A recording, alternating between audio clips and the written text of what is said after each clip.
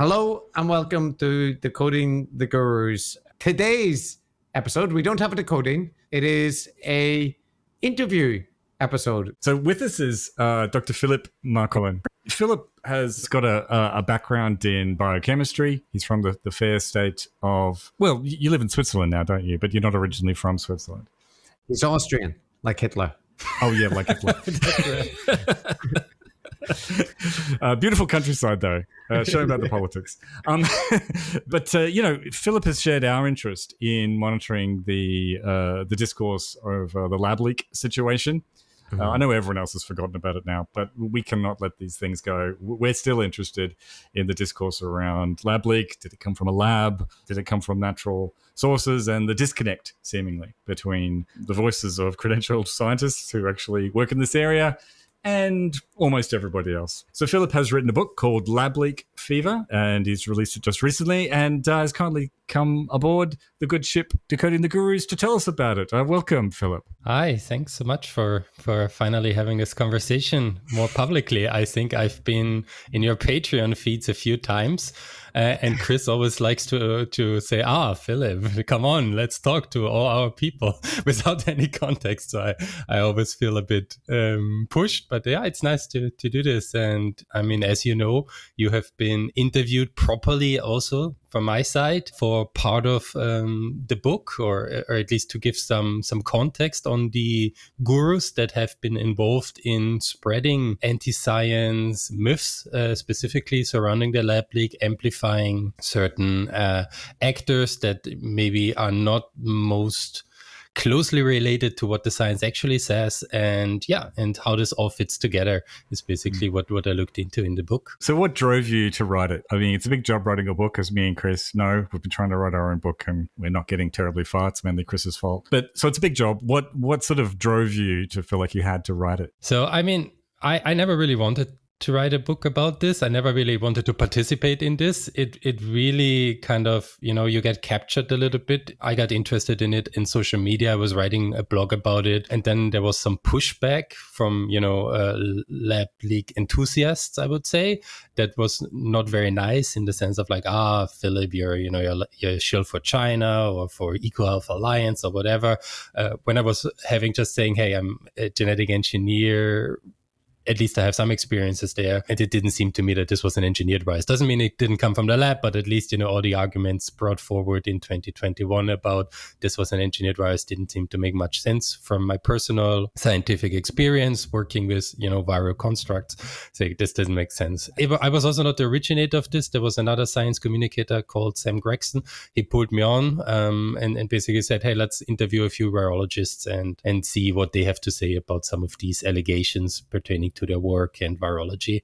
And this is what got me started. And, it would have ended right there. We would have had a bunch of interviews and the story would have ended.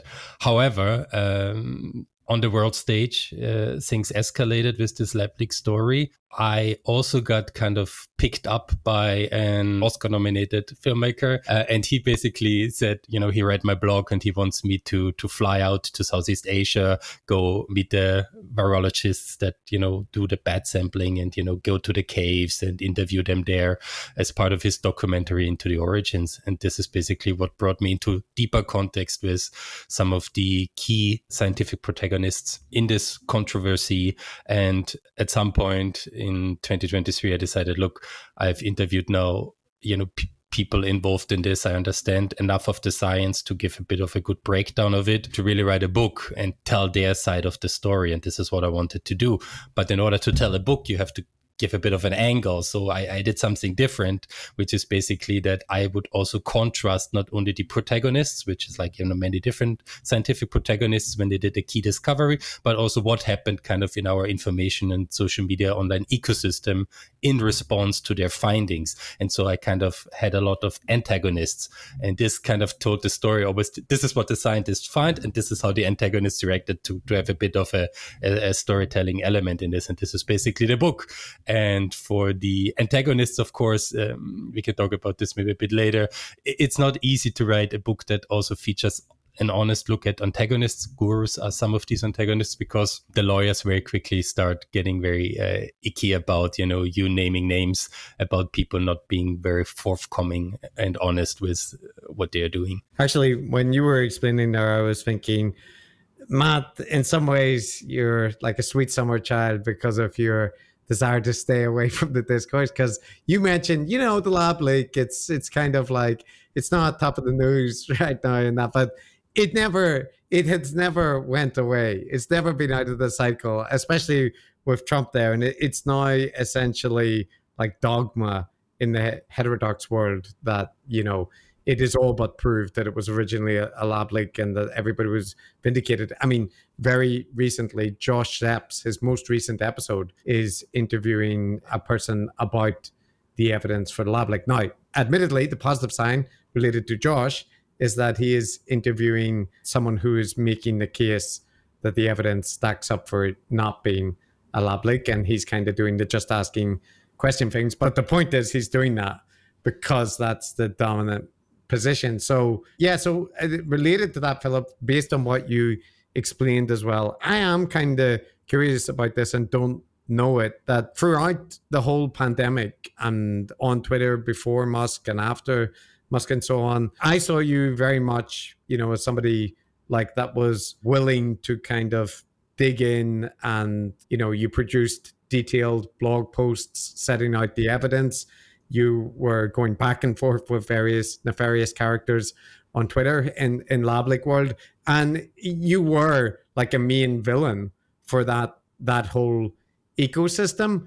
And I hear everything you said to Matt there, but I am just like curious why, because like Matt and I are advocate for science. We covered the topic as well, but like our reserves also are not unlimited in that respect. And just like with people fighting anti-vaxxers, I'm kind of curious, how did you become that you were so involved with this and willing to like put the work in to rebut that? Because it's not like you are a paid EcoHealth Alliance shill, to my knowledge. So not yet proven, at least. Yeah, it's an interesting question. Of course, I ask myself, I mean, I have a family, I have a full-time job, why put in so much time and effort in trying to correct this one thing, this one little thing that seems to be so prominently wrong about the public discourse? And I don't know if I have a good answer, but I think one of the answers for sure is that I got to know a lot of the virologists. I put myself, and also got put by luck and other circumstances, in a situation where I was the one that held multiple kind of threads in my hands that nobody else seems to have, which is, I had a lot of unheard testimony from primary sources. I had the right scientific background to understand the many complexities on this topic. It's not just about virology. Sometimes it goes into, genetic engineering. It goes into bioinformatics, sequencing analysis. It goes also into a lot of, psychology and other features that, how is science communicated in public? How is trust reflected in public? And you had scientists on, you had Christian Anderson and Mike Warby and Eddie Holmes. They are very gifted science communicators on top of being excellent scientists. And somehow they were not able to break through. And so for me, it's also a little bit about, correcting the record and giving the scientists another chance to have their voices heard, maybe in a different setup than they usually get. And this is what the book is about. So the book is written basically like a novel, so people can just read it like, a novel, but it's a non-fiction narrative format. And they would just relive the story, the controversy from the start. What happened in Wuhan? I talked to the head of the Chinese CDC, George Gao. I talked to the woman in the Wuhan Institute of Virology, Shengli Shi. And I think I'm the only person that ever did that, or at least the only person in the West that ever managed to do this. And don't ask me about how I had to be creative to get this access. But I feel like, if you have this unique access and you hear this unique testimony and see their side, it would be good to do something with it, to write what I perceive as an historic injustice, what happened to the scientists. So there's a bit of a moral obligation. I also personally, I think and I think you pointed this out, for me, science is something that's a bit like a higher ideal. And I felt like science came so much under pressure based on this lab leak narrative that has not a lot of evidence or has no evidence to support it, where all the evidence points in the other direction. It just didn't seem fair to me that, public trust is lost based on actions from actors that are not based in evidence, that are not based even in reasonable doubt, but really in more, I would say, other motives that are more political, more psychological to a certain extent. Not saying everybody is like, a great manipulator. Some people just wanted a bit of a cleaner answer that science was not able to provide in the moment, right? But we are not in 2020 anymore. We are now 2025. Science has done a lot of work. And this is also what the book captures, the initial uncertainty, how things evolved, and how the uncertainties narrowed over time by doing more research. And just telling the story, laying it out, I think was very important to me to have this somewhere. I mean, I like that about the book. It definitely does have that sort of narrative. And one of the things that interested me is the personalities involved, like you said, and the scientists and researchers before the sort of great brouhaha, the great cataclysm of discourse descended upon them and their very narrow field of speciality. I found their individual careers and the things that they'd done as virus hunters, as people trying to prevent infectious disease, pretty remarkable. Did you want to tell us about just a few of the things that stood out to you in terms of their interesting personal stories? Yeah, absolutely. So, I mean, this is absolutely true. These researchers, they all have, remarkable backstories, and you're not doing them justice by just saying, they are Chinese shills or whatever, when some of them, have a long history either of dissenting from Chinese authorities or being very individualistic or doing work for the public good that is not, financially rewarding. So think about, let's start maybe with Christian Andersen, right? He has been working, in Western Africa, going there to the field labs when they had Lassa fever outbreaks, a devastating disease, or Ebola specifically, right? I mean, these are people that really live and breathe for public health and doing public health services. And the idea that they are easily swayed because Tony Fauci told them, we're all gonna, cover up this, is just absurd given that what these people stand for in their lives. A lot of the book features, of course, the virus hunters that discovered the first SARS, the origin of the first SARS virus from 2003. This is Peter Daszak, Shengli Shi, and Lin-Fa Wong. Lin-Fa Wong from Singapore, Shengli from the Wuhan Institute of Virology, and Peter Daszak is the former president of ECOS Alliance. ECOS Alliance does not exist anymore given the political pressures they received. And they have been basically working decades trying to map and understand where do novel zoonotic viruses like SARS come from. And they were developing research programs trying to figure out how do you even get to SARS, right? And then, if you talk to Shengli Shi, for example, they really had to kind of, China is a huge place. There are billions of bats, right? And they didn't even know that SARS came from bats. So how do you even start, right? They started with random sampling of bats. They couldn't find anything. Then they tried to look not only for the PCR primer tests, which are very short-lived to catch acute infections. They had to develop antibody tests to look for kind of more lingering antibodies in the blood of bats. And then they didn't know which species of bat, so they had to test different species of bat. First, they thought it would be in fruit bats. These are very large bats that can, have a wingspan up for 2 meters, because all the other viruses that jumped over in recent history, like Nipah, like Hendra, they all came from fruit bats. And turns out SARS-CoV-2 doesn't come from fruit bats, but from these Rhinophilus bats, which is the ones that have this weird, freaky, horrific noses, which of course is not because they are ugly, but because evolution adapted to them having very specific echolocation. And they basically, they stumbled upon them by just, let's test this new antibody assay on the local horseshoe bats, and then, we got a signal. And then they drilled down. They went to all 28 provinces in China, Shengli Shi, and then they landed in Yunnan ultimately, and saying this is where the closest relative of the original SARS virus was. And then they did, years of longitudinal services until they drilled down into this one cave called the Shito Cave outside of Kunming. And there they found basically that all the genetic elements that would ultimately constitute the first SARS virus were in this cave, but in different viruses. So what was going on there? Why you find these different elements.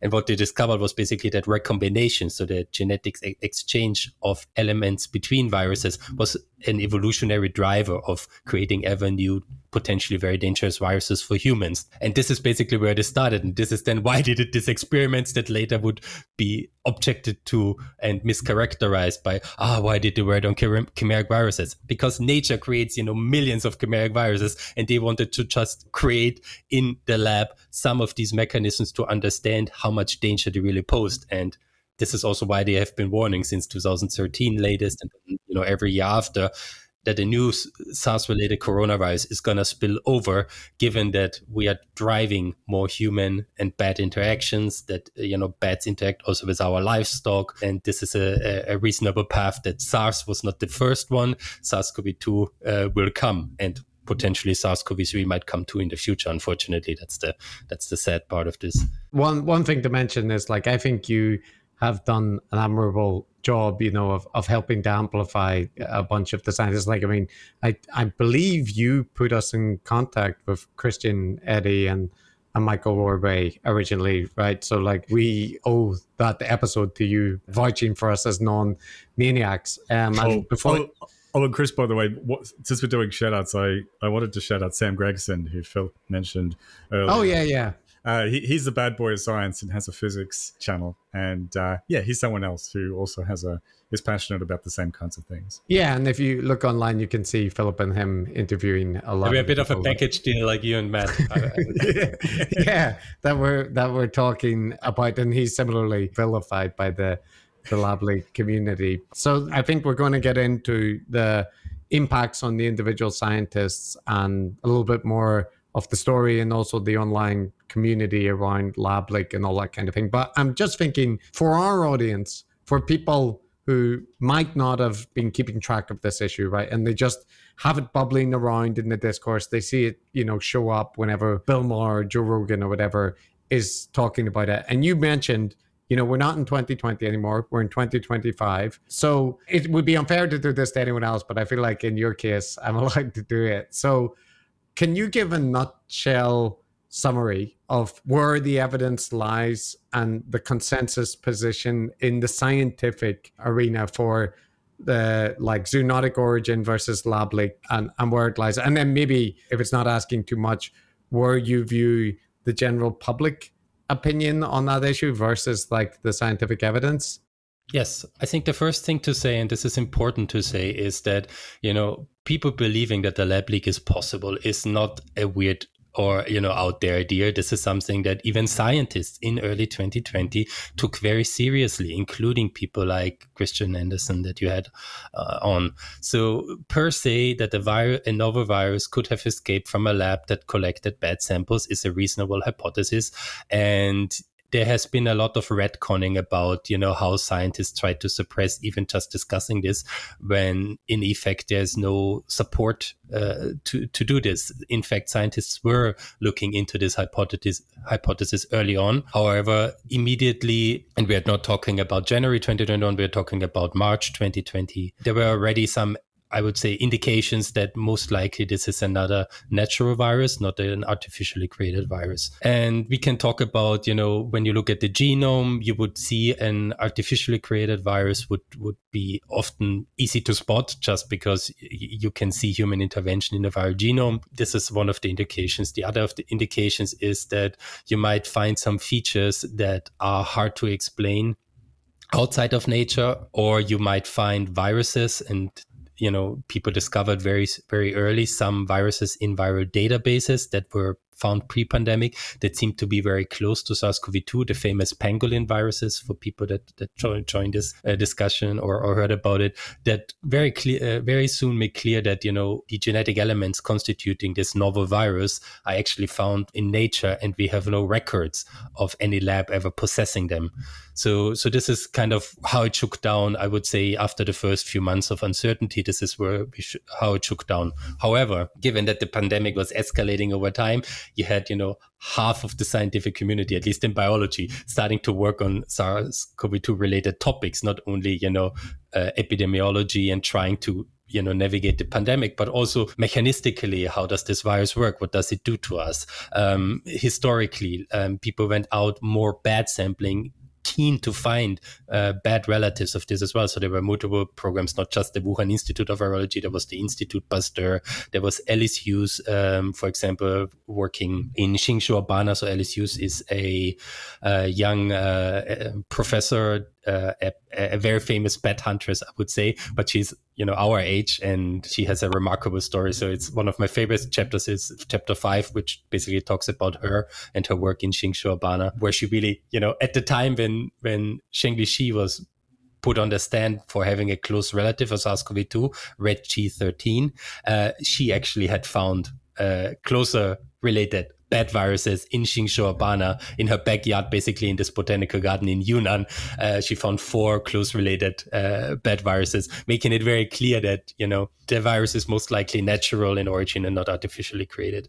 But just to break it down a bit more to the audience, while the suspicion that the virus could have come out of a lab is, there are many scenarios, is reasonable, we have to at some point also talk about what is known. And I feel like a lot of what happened in this discourse is that everything that has been known about the virus, everything that points in a certain direction has been ignored for as long as the scientists are saying, yes, in theory, it's still possible that the virus came from a lab, because this is not something like math where you do one proof, one experiment, and that's it. So this is not how outbreak investigations work. Outbreak investigations work differently. You start collecting data, you have to analyze it carefully, you have to get bits and pieces here and there and see what do they point to.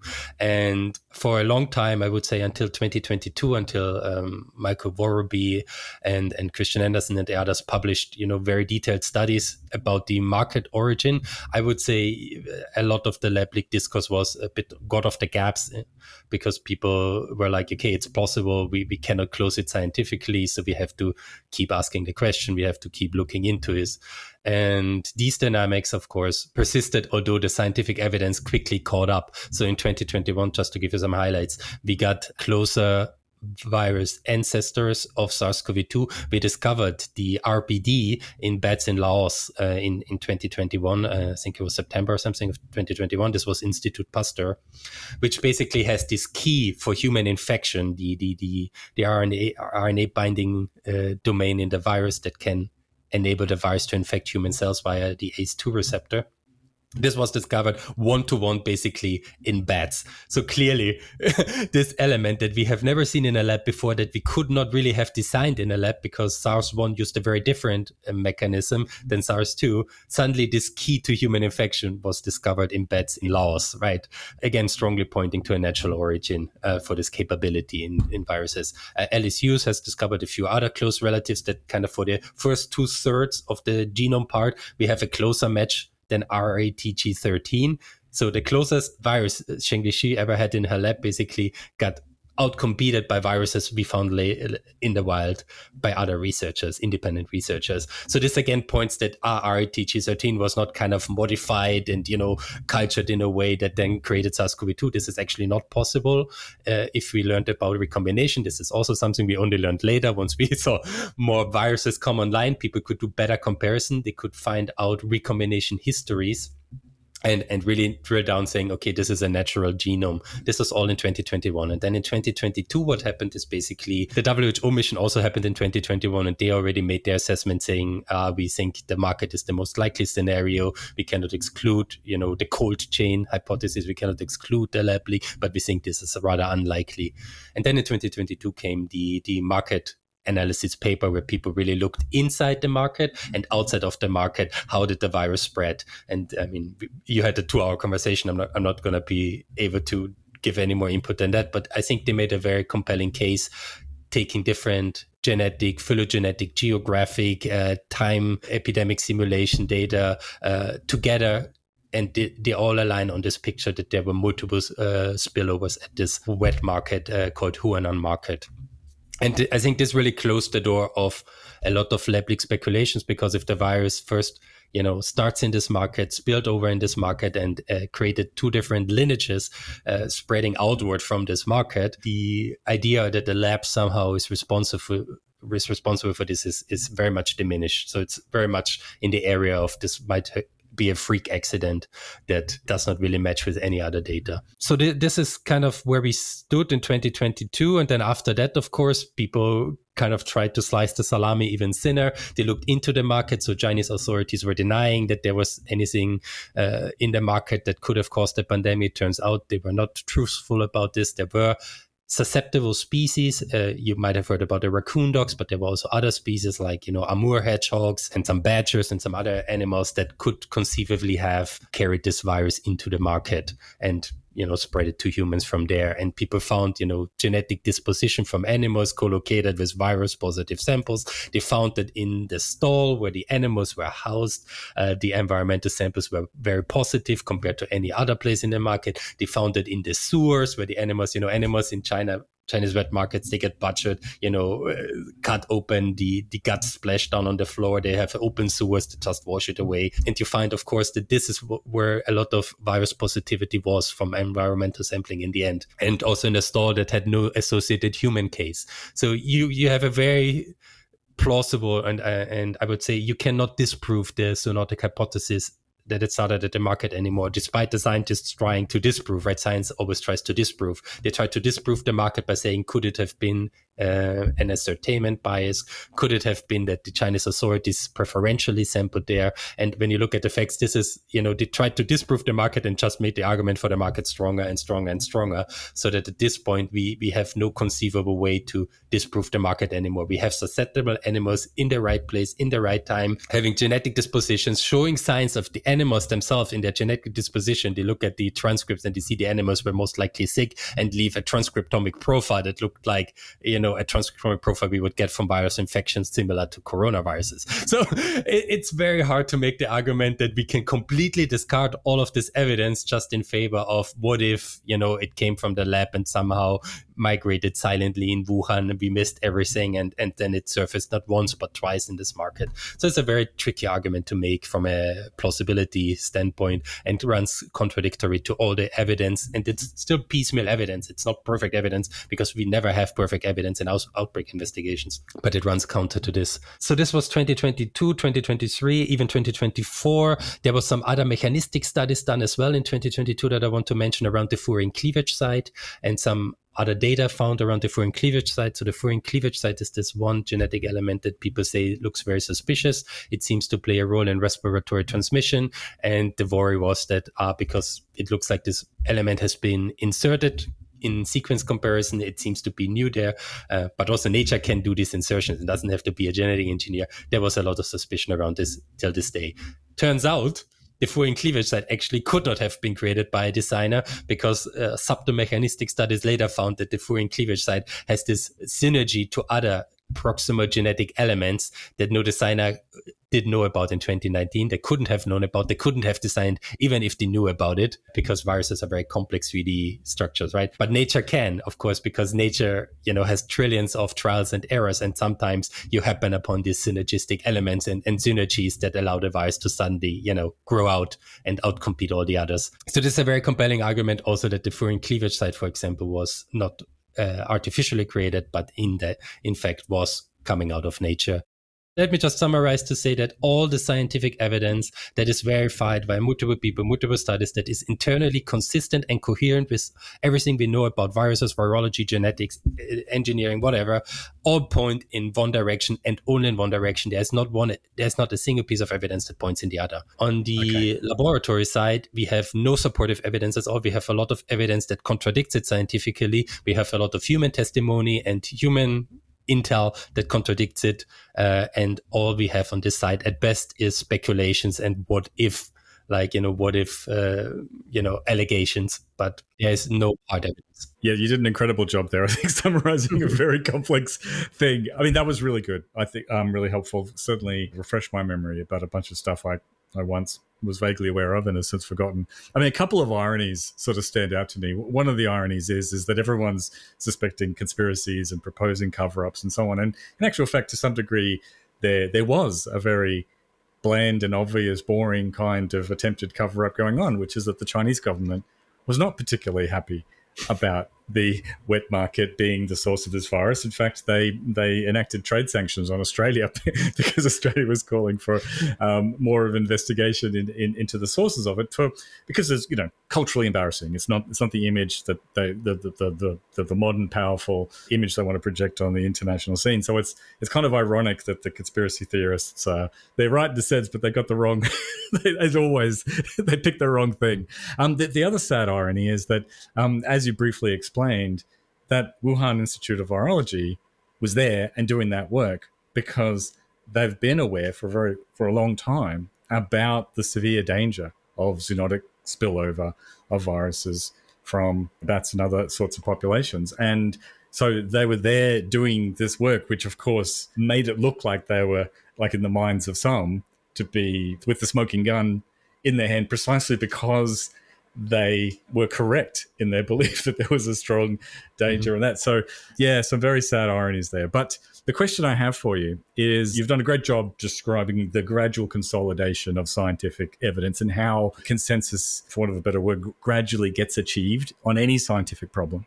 And it's often represented in the public and in the media and conspiracy theorists that the scientific consensus is like some sort of, like there's some decree handed down by Fauci or someone else, and then all the scientists say, "Oh, right, I better. This is the party line," and it's obviously not that. It's exactly that kind of gradual triangulation of evidence and attempting to actively disprove the most preferred hypothesis until you simply can't anymore, and you've sort of eliminated the other options. Can I jump in on this one? Because I feel like this is a very critical point to understand. So some of the protagonists that are also in the book, we talk about the Michael Vorby, we talk about the Flo DeBar.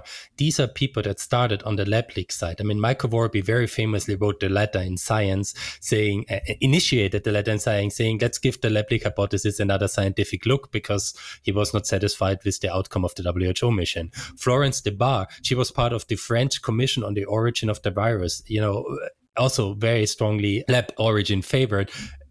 Both of them basically, upon investigating deeper and deeper, they could not accommodate any lab leak hypothesis anymore, and basically contributed a lot also of work in understanding this evidence and saying, look, the evidence points in a different direction. I mean, Mike Vorby, I think he said that, if it had turned out differently, he would have looked much better, because he was the guy that initiated this lab leak thing that even caused the intelligence agencies to have another look at it, right? I mean, the Science letter was part of the contributing factor that the Biden administration would then send the intelligence agency to do their 90-day assessment, right? So Michael Vorby was the guy there. And then he worked, months and months and months in his basement in the summer of 2021, reconstructing each early case we had in December of 2019, trying to figure out who were these persons, how were they diagnosed, where do they live, and plotted each trajectory, like from 150 early cases, because he wanted to prove that they are not related to the market.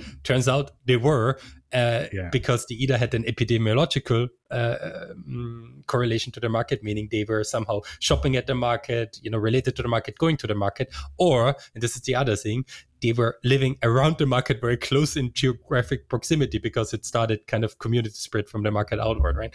And if you think about, it's good to have this heterodoxy and this controversy, I would say, upfront.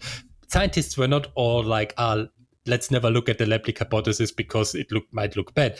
It's the opposite. They're like, this is an interesting idea. Let's follow up on it. Let's try to disprove it. So I think this is a lot of baked in, and it is suggested, especially by guru types and others, that scientists are not like that they have a preferred narrative that they want to support, when in fact that's not the case at all. At least in this specific story that I investigated very deeply, we had many scientists that started on the lab leak side. Christian Anderson is another example. He was the first one to raise the alarm already in beginning of February. They got the intelligence agencies involved. Eddie Holmes reached out to the Australian intelligence services to say, oh, fuck, this looks like it could be engineered, given how little information they had in the beginning of 2020. They escalated it to the FBI, to the MI6, to the Australian intelligence services to raise the alarm, to bring this on the map. And now people turn around and say, these people are all part of the cover up. So it's really a historic injustice sometimes how some of these scientists have been treated, that I feel like if people just read the real story and understand,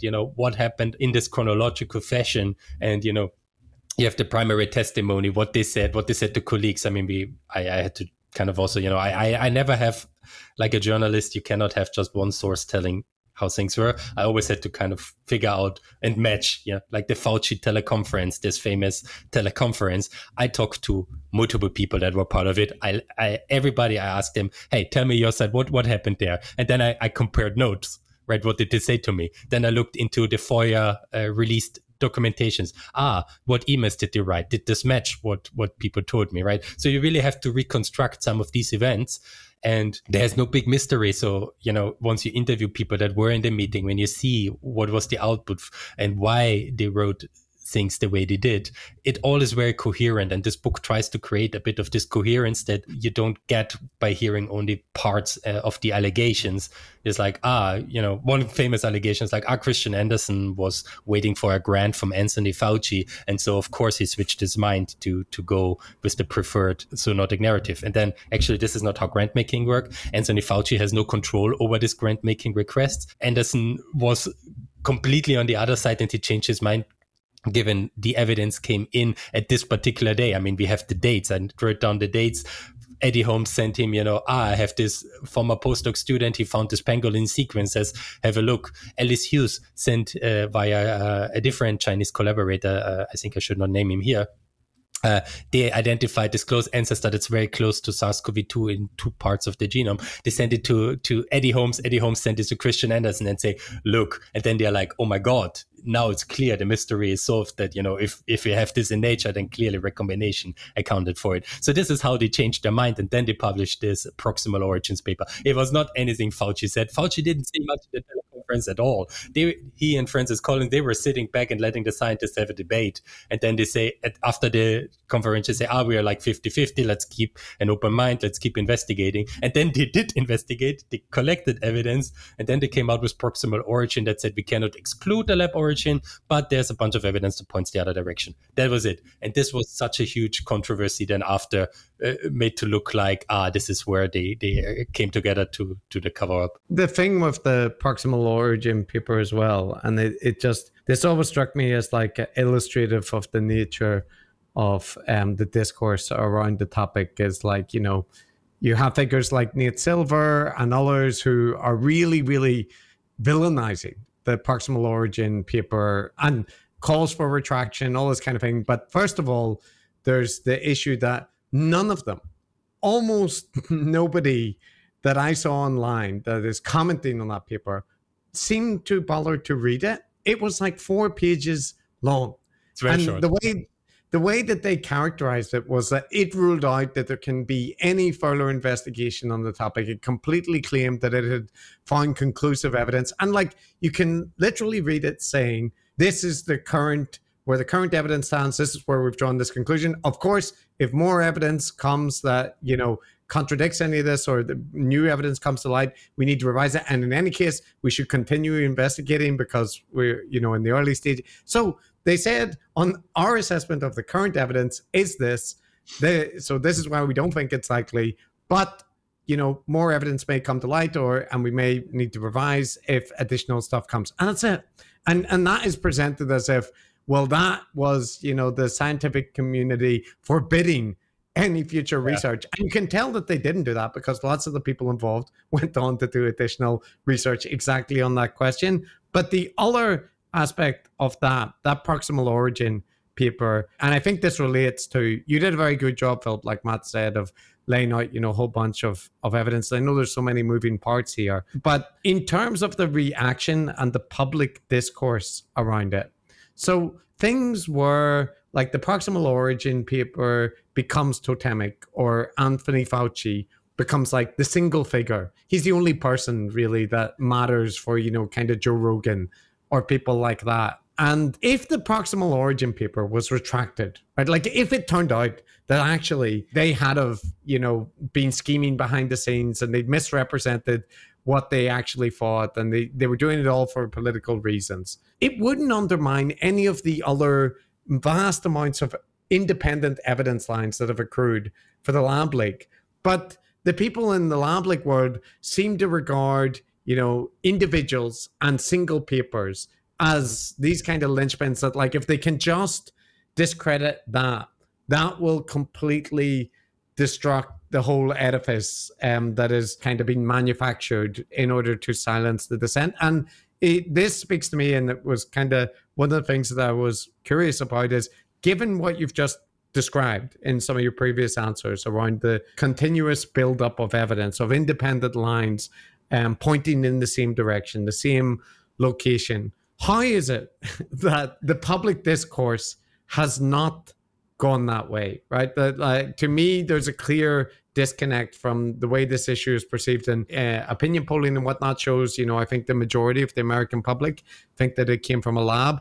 Certainly the majority of podcasters think that's the case. So why do you think that has occurred, right? That basically to a certain extent, it seems like scientists and science communicators lost the public information battle. And I know you're fighting back, so I'm not saying it's completely hopeless, but just I wonder what your thoughts are around that. So I have a lot of thoughts about this. I mean, this is also this is kind of the key theme of the book, right? I mean, the science is kind of smuggled in because I know people would not necessarily read a science book. People would read a book that's a bit more spicy about, media manipulators, about disinformation campaigns. And I collected some of these, and some of these were not necessarily as public, or they are not put in the right context. Some of these events that happened in major media outlets with some of the gurus, with some genuine disinformation campaigns. I mean, one of the big highlights, I would say, that I worked out a bit deeper is, for example, the whole story about how did the bioweapon myth start.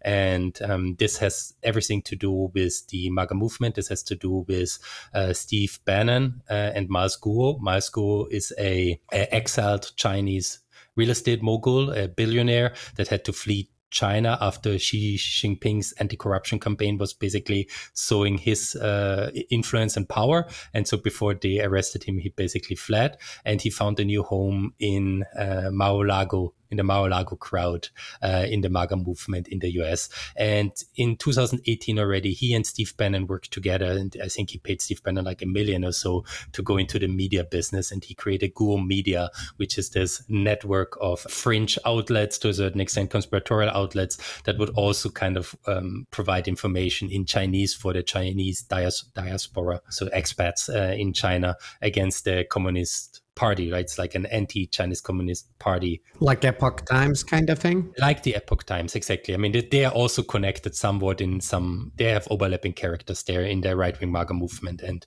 this anti-communist, anti-Chinese party affiliates. And it's not to say that the Chinese Communist Party is great. I'm just saying this is how they positioned themselves. Important qualifier. Yeah. And what happened basically is that there was this postdoc in Hong Kong called Dr. Li Mengyang, and she had this suspicion early on that it could have been a bioweapon created by the Chinese military based on very limited information, again, on bad viruses that were found by a Chinese military academy that seemed to be related to SARS-CoV-2, but much more distantly related than the other viruses that we talked about, too distant to have created SARS-CoV-2. And so she spun this theory and kind of got in contact with one of the chief propagandists of Miles Guo's media operation, called a YouTuber called Lu Di.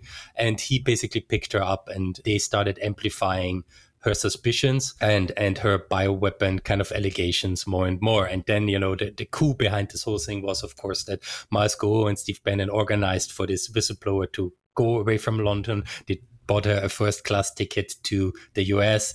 They housed her. They trained. They had a media trainer because her English was no good to train her. And then they put her somehow. And I tried to investigate how exactly the first appearance happened on Fox News. But she immediately got a kind of an interview with Fox News, probably arranged via this network somehow, and immediately exploded into the scene. I mean, the New York Times would later report that Miles Guo and Steve Bannon created a right-wing media sensation.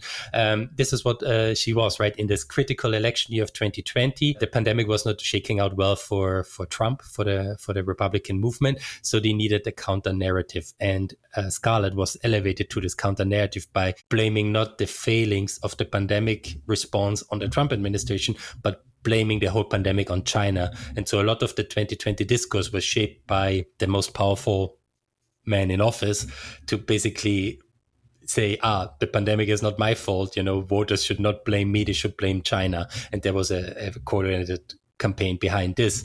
And ultimately, we had a lot of the bioweapon stories escalating throughout 2020 that won a lot of partisans over. And once you have a certain force, I would say, of believers, then it's very hard to get rid of a narrative again, especially something that's emotionally so capturing is like, what caused the pandemic, who is to blame? So this is, I would say, that one part of this. And just to finish on this story, so what people don't understand is, what did the manipulators in the back gain from it, right?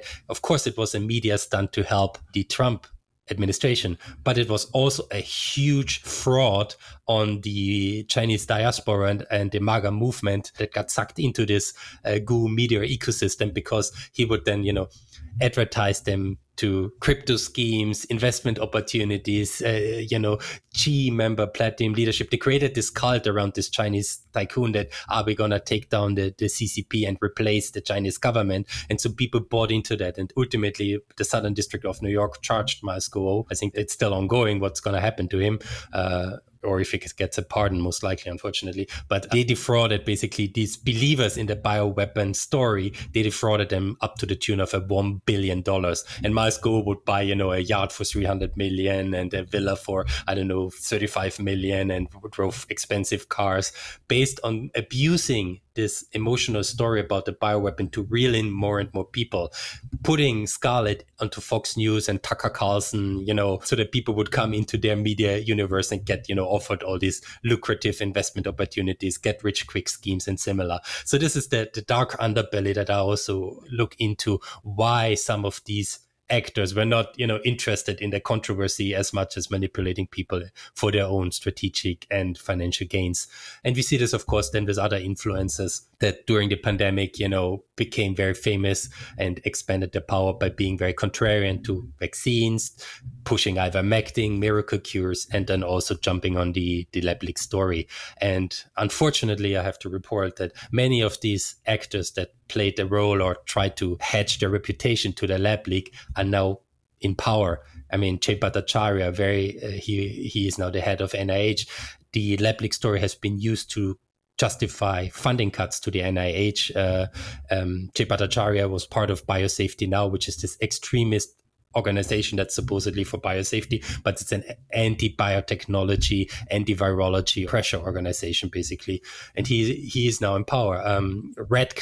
John Radcliffe is the head of the CIA now, who was been working ever since with the Trump administration to push the bioweapon story, to work with the Heritage Foundation, the authors behind Project 2025. He was working for their Origin Commission to basically blame the pandemic on China, to escalate tensions with China, to kind of, as part of their policy agenda. So you see these characters, they benefited a lot from pushing this narrative. And this story is not usually told. It's usually told in a way of like, scientists, did ever accept this opportunity? No, it was never really investigated. And all the good people that asked questions were censored by the Biden regime and similar. And in reality, there's a lot of power plays that happened in the back that people were not aware about. And so the book also does this.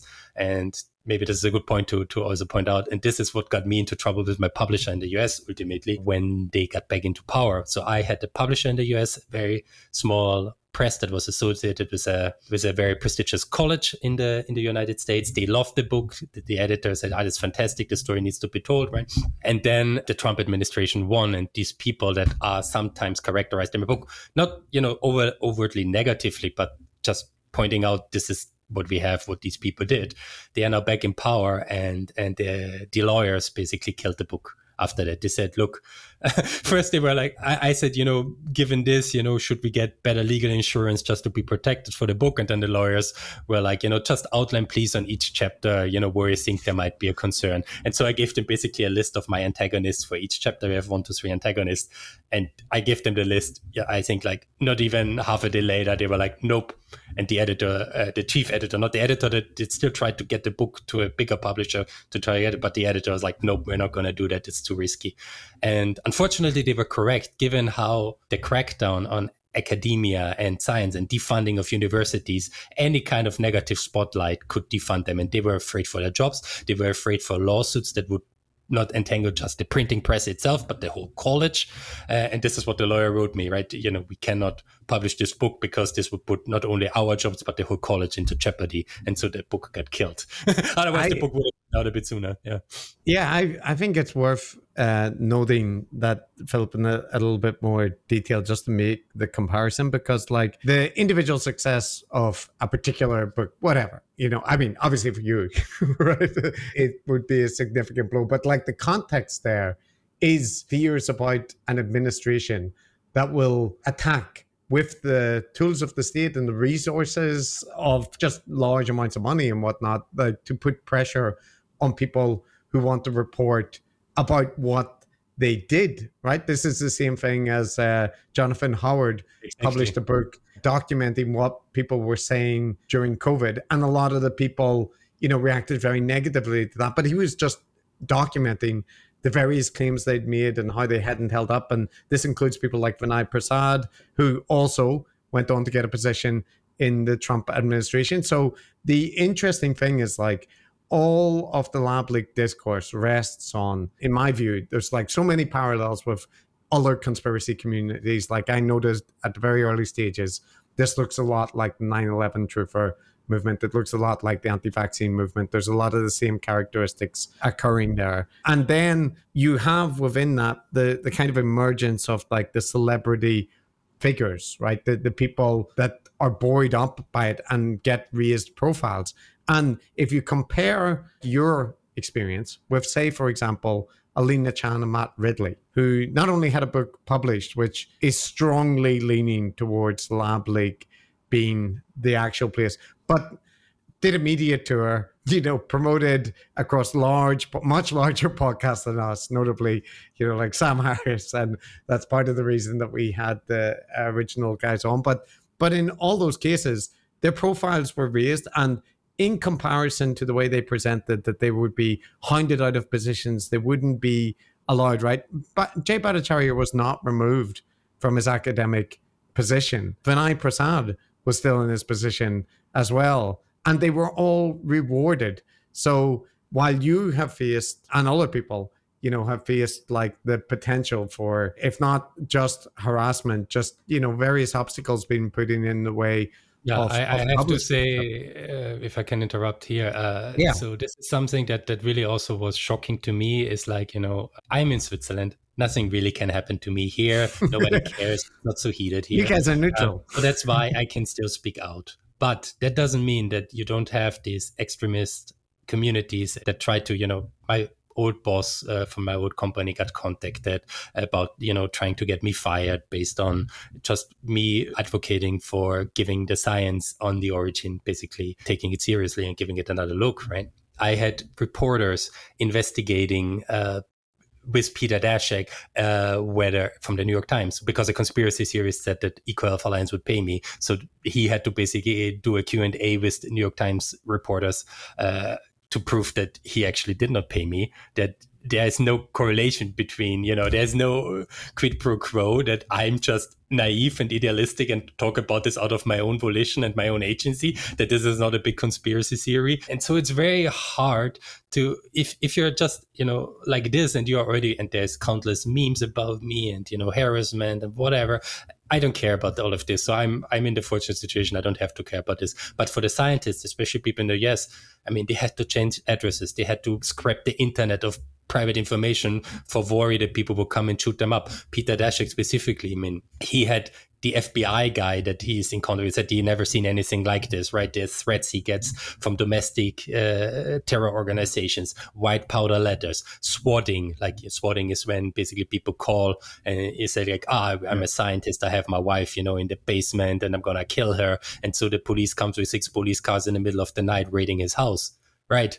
And you know how they come. They say, I have a gun. They come in, guns blazing. If you react poorly, could end deadly. So this is called swatting. Did that happen? This happened to Peter Daszak, yes. So in that contrast, and like with the things that you pointed out, so the book documents it, but for those that haven't read it, and you've just talked about it briefly, but the impact on the scientists right involved here. You know, as you outlined as well at the beginning, these are the scientists that have dedicated their lives on many occasions to trying to For public health. prevent viruses from becoming pandemics, and the reward for that in part was to be publicly vilified and targeted. So you mentioned Peter Daszak and the swatting and yourself, right, facing harassment online. But are there any other examples that come to mind of stories or illustrative cases of what scientists face for being involved in this? Yes. I mean, there's many, and we collected many of them. And it's, we talk about Christian Anderson, who got dragged in front of Congress by Republicans for a pony show. And I have to say, they really did well, right? So they were in the testimony. They really didn't give the Republicans anything. They defended themselves super well. And then as a retribution, the Republicans abused their power to subpoena their private Slack messages and leak this to client propagandists associated with them to, here are private messages from scientists. Let's look if you can find something, and basically smeared them in that way. Right? This is Michael Schellenberger and others, Matt Taibbi, that basically they then created this story that basically still up to today, tarnished the reputation of a Christian Anderson based on decontextualized private messages that nobody ever read. But, I read them. You read them, and you see there's nothing suspicious in these private messages. And there's the organization called US Right to Know, which is originally a left-leaning anti-GMO organization. This is their playbook. They basically they FOIA communications from scientists looking for anything they can decontextualize and pick to kind of do character assassinations of these scientists publicly. And unfortunately, all of the scientists that are somewhat in this topic and had somewhat of a public profile, they all got swept up into this tornado. They got their reputations tarnished. Sometimes, funding was cut. People lost their jobs, especially when we talk about EcoHealth Alliance and their environment, but also others. So, universities that had nothing to do with this. There were programs that in the beginning of the pandemic were funded, I think UC Davis and others, that were trying to do more virus hunting, more virus sampling in order to better predict these risky animal-human interfaces. The funding got pulled rapidly once people started pressuring agencies to remove funding for these programs, right? So there's a long tail of bad consequences for scientists that go beyond the personal, that go towards systemic suppression of research fields, sabotaging of public understanding, manipulating the public. And now, the whole dismantling of the NIH is partly argumented for, first because they're too woke and pro-trans, and the second big argument, and these are the only two arguments ever put forward, is because they did the pandemic. They funded the Wuhan Institute of Virology. They did the research, Ralph Baric, blah, blah, blah, whatever. They created the pandemic. This is completely at odds with all the evidence we have. We can very strongly exclude any engineering having any role in this, but this is still used to basically defund the agencies, take away all the independence of scientific organizations and scientific agencies, trying to go to war with universities. This is all justified as part of this larger anti-science aggression we are seeing. And the lab leak story is the one thing that people always fall back to when people push against this. When they say, look, is this justified? Is this well? And they say, they did the lab leak. This has now been proven, blah, blah, blah. Actually, it has not been proven. The opposite is all but certain, I would say. So yeah, it's a very dire environment that people operate in, and it's also beyond the US, right? It's scientists like Marion Koopmans, who was part of the WHO mission, facing very similar problems, having her students interrogated by right-wingers in parliament, because unfortunately, this is also part of what the book says, we're interconnected now, and these story tropes, they spread across countries, across languages, and scientists all around the world face consequences. Eddie Holmes, sitting in Australia, nice chill place, as Matt will tell you, he gets sabotaged by people taking his institutional email address and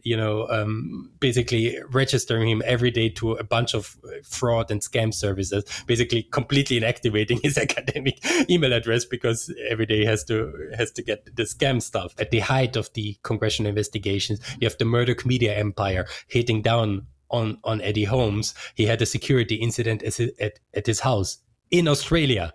because the Murdoch press was putting him with Christian Anderson and the other Proximal origin authors as, they did it, they hit it, right? So all around the world, you see this. And of course, we haven't even talked about, and this is also very sensitive to talk about, the scientists in China themselves. They are not all part of the cover-up. Many Chinese scientists try to keep conversation open with their Western collaborators. Some of the best information we got out is via some backhanded kind of channels to Western collaborators from Chinese scientists, and they faced the brunt of it. I mean, we outlined Alice Hughes that had to basically flee China on foot because, she might not have made it out otherwise, crossing the border to Hong Kong by foot with just a backpack full of 34 hard drives with her research data, because there was such a severe pressure on her from the Chinese state to not do bat sampling, to not investigate the origins any deeper, the natural origins. They didn't do that for the lab leak because in China themselves, the lab leak story was working in the favor of the state because it was seen by the Chinese population as Americans just, doing bioweapon stuff that's clearly not true. And it was countered with saying, it came out of US biotechnology. Jeff Sachs is a person that, the Chinese state likes to amplify about this. It came out of Fort Detrick. It came to Wuhan. They are the victims. So the Chinese state adopted a kind of victim narrative that the pandemic did not start in China. It was brought into China and started there. We were the first victims. And so it doesn't match when scientists say, look, the wildlife trade, bats in China have, close ancestors of this virus. The Chinese state doesn't want to hear any of it. They don't want to hear any about the wet market potentially being the source of the outbreak. The Chinese state very clearly doesn't want any of this to happen. They censor it also actively. You have WeChat messages deleting. I mean, I have testimony from people I cannot name, from also independent Western journalists in China that say, look, there's a huge suppression effort that nobody can say that the pandemic started at the wet market. That censorship doesn't happen when it comes from the lab somehow, because that still works in the favor of public perception. I don't understand all the games they are playing, but this is seen as unreasonable, so that's why it's allowed to stand. What is seen as reasonable is not allowed to stand. So there's more to this, and I don't want to go too deep into this because the book does not rely on Chinese sources too much. It doesn't rely on unverified Chinese evidence. It doesn't need to rely on it, luckily, because of the evidence we accumulated outside and other testimony. And we have a lot of evidence that is verified independently, that originally was produced by Chinese authors, but we don't go into politics. I try to, because I'm in Switzerland, I'm in a famously neutral country. There's a clear interest from the Chinese state to push a certain origin narrative, and there's a clear interest from the US government to push a certain origin narrative. And I'm in Switzerland. I can be the neutral party in that sense and, extrapolate between what are they saying, what are actually the scientists saying, what does the evidence support, and what did we learn on the other side, what were the antagonists doing, what was their basis for doing it. And there was not a strong basis. Usually there was a financial, a strategic, a political, an ideological motive to push the lab leak story, to gain popularity, to gain profit or gain power. And this is what the book outlines. And I think this is why it's not, picked up by people that profited from spreading the lab leak theory, because they probably are not super interested in hearing the other side of this story. Yeah, it's definitely one of those situations where you have all of these vast political media and social psychological forces at play pushing in certain directions. And they're not all kind of nefarious ones. Some of them are just normal, everyday human ones. So this was an important point from my book. It's not about blame. So I was part of this documentary movie called Blame, where it kind of lays out how every pandemic is followed by blame and conspiracy theories. So this is somewhat natural. Humans want to have an agent to blame. And this is also very important for me to understand that people who might believe a lab origin is likely, or believed, there are good points being made, these are not conspiracy theories. This is not the people I talk about. I really talk about the people that spend 16 hours a day doing propaganda, trying to convince others actively by creating fraudulent argument, fraudulent papers to buy into this worldview. These are, for me, the people that my scorn goes towards, and they're amplifiers that do it for personal gain. Normal people, most people don't care realistically, one way or the other. Many people ask me, what does it matter? I mean, the pandemic unfolded. Doesn't matter if it started with the first infection from a bat or the first infection from a lab. We still could have reacted a bit differently together. But yeah, this focus on blame and focus on our natural tendency and how it is abused by manipulators, this I think is a key theme of the book. And this is how the gurus come back into it, because they are masters in picking up the emotional salience of certain narratives and know how to play to their audience to convince them of their story, of their worldview. And this is something that scientists completely lack. Scientists cannot do is they say, all the evidence points in one way, but there is no strong proof because we cannot prove in it, blah, blah, blah. And people are lost emotionally. And then the others come in that say, I understand something has gone wrong for years now, or they pick up on the grievances, they pick up on that, and then they start spinning their own narratives. We've seen this with the vaccines, of course, and we've seen this with the story. And now I want also to let you talk a little bit about your observations about this,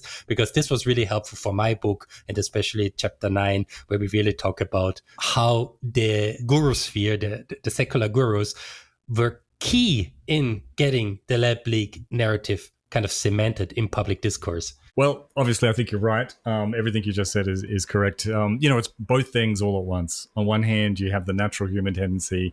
You want to find an agent, preferably one you already kind of dislike, to blame on the bad thing. It's very unsatisfying for it to be a bit nebulous. All of the scientific evidence is very boring and too technical. And, stuff around bats is not emotionally compelling. And as you said, public figures, whether you're writing a book, like Viral, the search for the origins of COVID, like Alina Chan or Ridley, or whether you're the gurus hosting a podcast or whatever, they're tapping into the same energy. It sells. One narrative sells well and the other one doesn't. Actually, at the moment, I'm reading a book called The Great Mortality by John Kelly, which is about the Black Death in Europe. And, as everyone knows, the infection and the deaths was quickly followed by some of the most vicious killings of Jewish people, pogroms and so on, that are quite harrowing to read, just awful. And, you had the same thing there. Like, you had some actors who were faking documents and making up stories about them poisoning wells and things like that. But then you had the populace who wanted to believe, and, the Jews are a perfect scapegoat there. But look, we could go on about this all day. I mean, one good thing for people, it's a misfortune for you because of the publishers being afraid of the legal action, but it's a benefit for people who are interested in your book, because I believe that we can link them to an online copy that they can read for free. Is that right, Philip? That is correct. So I long give up on making any profit out of this book. This was never the goal anyways. This was something that I feel I have to do to, to correct the record and to get this injustice somewhat remedied, at least the little I can. And I always wanted this to be as widely accessible as possible. I always offered people, even when the book was there, that I would send them, any information, any copy, all the information I gathered if they are interested in. But now, since the publisher is gone, I don't have any limitations, and the internet is like, why not put all the book online? I made a serialized novel out of the book now. So I have 12 chapters. Each week I publish a new chapter. I think now we are almost done. We are like at chapter 10 and people can listen to it. So I have an AI audio translation because some people listen to books then read it. And I have it also online. I have, each chapter as a PDF version, high quality with, fancy quotes and stuff like that. People can just go on the website, favour, and download it for free. I have the book as a Kindle version, like ebook version, and as a print version. There on Amazon, I cannot influence the price. So the problem is if people want to read the book, and they still will have to go on Amazon and buy some. But if there are people like in Brazil, in India, you can reduce the ebook price to I don't know, 2 rupees, very little, or 2 reais in Brazil. So people can get it basically for the equivalent, I don't know, of 20 or 50 cents or something like that, the ebook, if they want to read it. So for me, it's really important to make it accessible so that people who really, because the pandemic hit all of us, they hit all communities, it changed us in ways we have not fully understood. Having one account, one honest answer of people really trying to understand where it came from, I think is important. Yeah, I think it's a great story. I mean, it's sad that in the current situation, the bad guys have kind of won in a way. The anti-science movement is currently winning. But, this kind of thing is going to happen again. This isn't the first time there's been dramatic public misunderstanding of scientific evidence. It's not the only time, and it's going to happen again. And I think the best way we can encourage people to resist it is by reading books like yours. So, we endorse it here on Decoding the Gurus. And Philip, you explained it all incredibly well. I think and your book is just as compelling to read. So thanks very much for coming on. Thank you so much for having me. Yeah, and it's hopefully not the last time that we see you, but maybe over the long haul, Philip. So I'm currently doing my next big thing, so don't worry about it. It's gonna be another 5 years. I feel the overall goal, like I've heard people talk about this, and like, are we doomed that historically the conspiracy version will win out? That like the narrative is that the scientists restricted everything and that you weren't allowed to talk about the potential of lab leak, and that's what actually occurred. But I'm more optimistic. I don't think so. I think, cooler heads will prevail in the long arc of history. Exactly. But, only if people like me at least give one account of how it could be different, right? And exactly. At least locally in Switzerland, there's now a big journal from one of the most renowned journalistic outlets for high quality journalism. They picked up now my book, and they also interviewed some of the scientists again to kind of tell this story because they read my book. So you see that there is some movement, at least in some circles. I'll also give you an optimistic note related to what I observe around the guru sphere and the discourse, is that whenever something becomes, widely accepted, or the discourse is that this is the case, this gives journalists and long form writers the chance to say, everybody thought that this was like this, but actually, when you look at it, it was misrepresented. So later down the line, or, in the coming years after the Trump administration, fingers crossed, I think there will be retrospectives where people say, oh, like the kind of another wave of discourse, which is just like the waves that go through the New York Times saying, oh, it looks like lab leak was vindicated, or, is much more plausible. There will be eventually, I feel, a time when people are like, actually, the common perception of this is wrong. And people like writing those articles. So the contrarian wave may eventually hit the lab leak people. But as the only point on the guru discourse I'll make, and this is a pessimistic note to add, is that it is now done that the lab leak will ever go away. It is now conspiracy lore, like JFK assassinations or the moon landing, any number. It's conspiracy lore. And for that reason, it also serves as an indicator often about, people's kind of susceptibility to a whole range of things. Not entirely, but when people are hardcore lab leakers, it is rare that that's the only issue where they have that view on. So continue